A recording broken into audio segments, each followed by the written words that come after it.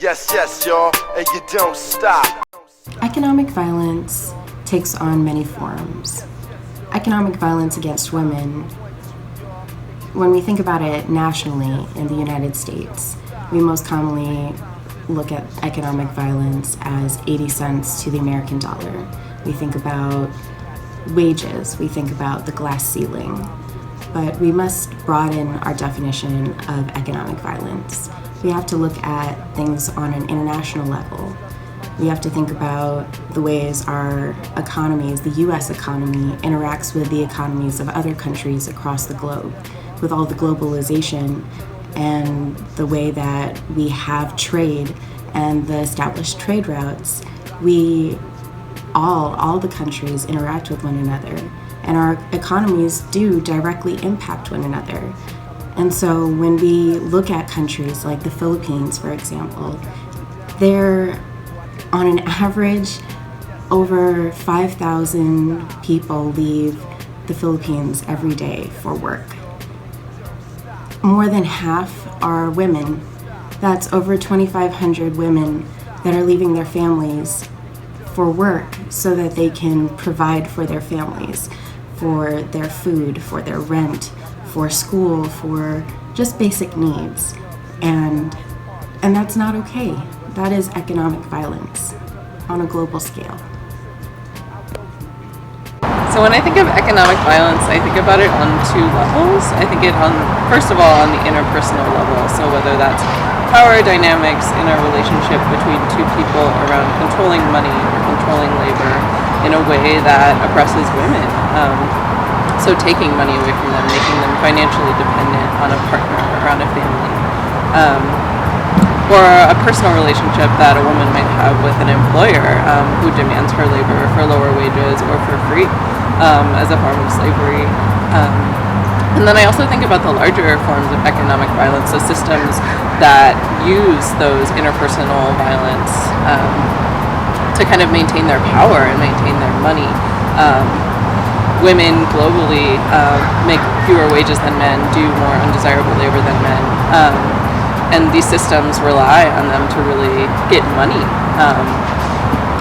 which kind of, it's like a system that reinforces itself, right? One needs the other, and they kind of function together.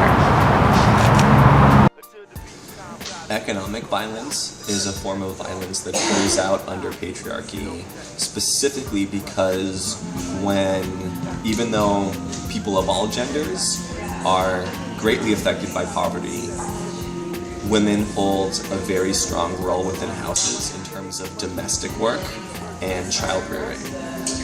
When you remove those economic resources from a household, it is the women that have to take on that extra labor of keeping the households working and active. That does not just rely on the physical labor of maintaining a household and raising a family, but also the emotional labor of supporting a husband that is traditionally a breadwinner in patriarchal societies and raising children within that same patriarchal society. I think that it is not hard to view how oppression affects a certain society when one looks at the condition of women in that society and the kind of extra labor they have to take on. I think that because of this, while patriarchy and violence against women is enacted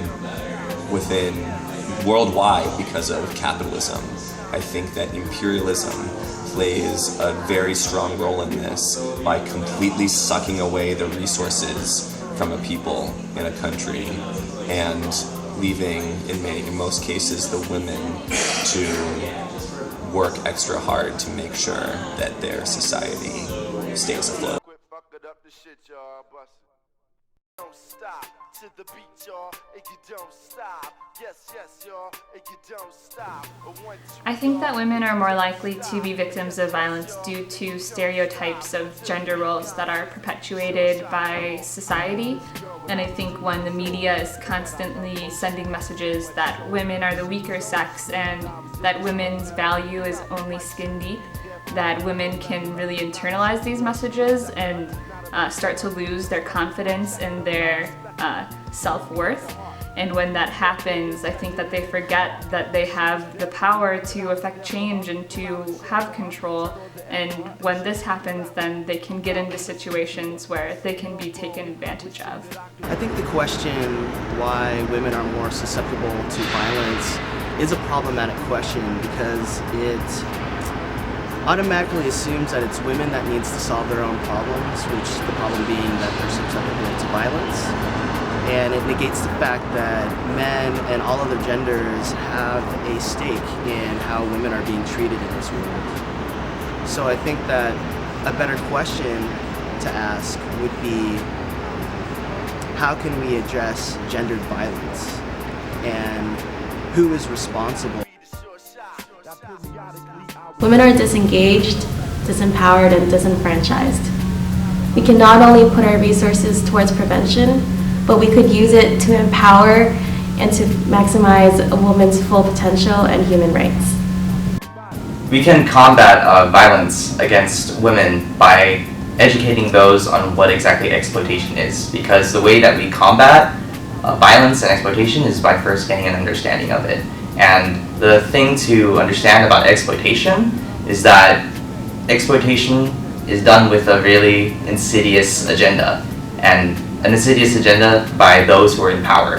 And it is done so that they can benefit from the subjugation that they have over women. And after gaining an understanding, another way to combat violence is by mobilizing in ways like the 1 Billion Rising dance. Like artistic performances like that really provide a great statement that not only gains attention, but really inspires those who view it to help combat against violence. And lastly, another way is by uniting and connecting with other movements and other agendas that could relate to other things that are inspired by the same types of problems, like imperialism and capitalism, that also lead to violence and exploitation against women. Don't stop to the beat, y'all, and you don't stop. Yes, yes, y'all, and you don't stop. A 1, 2, y'all, and you don't stop. Yes, yes, y'all, and you don't stop. Until the beat comp says to be the short shot. Come on. I met this girl when I was 10 years old, and what I love most, she had so much soul. She was old school when I was just a shorty, never knew throughout my life she would be there for me or the regular. Not a church girl, she was secular, not about the money. No stunts was my checker, but I respected her. She hit me in the heart. A few New York niggas had did her in the park, but she was there for me and I was there for her. Pull out a chair for her, turn on the air for her, and just cool out and listen to her. Sitting on bone, wishing that I could do eventually. If it was meant to be, then it would be, cause we related physically and mentally, and she was fun then. I'd be geeked when she come around. Slim was fresh, Joe, when she was underground, original, pure, untampered her down, sister. Boy, I tell you, I miss her. Yes, yes, y'all, and you don't stop. To the beat, y'all, and you don't stop.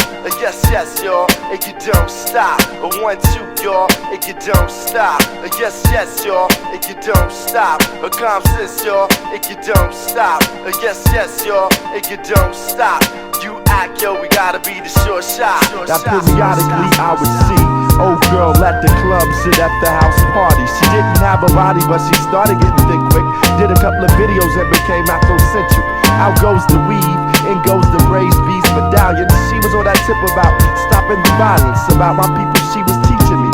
Why not preaching to me, but speaking to me in a method that was leisurely, so easily I approach. She dug my rap, that's how we got close. But then she broke to the West Coast, and now it's cool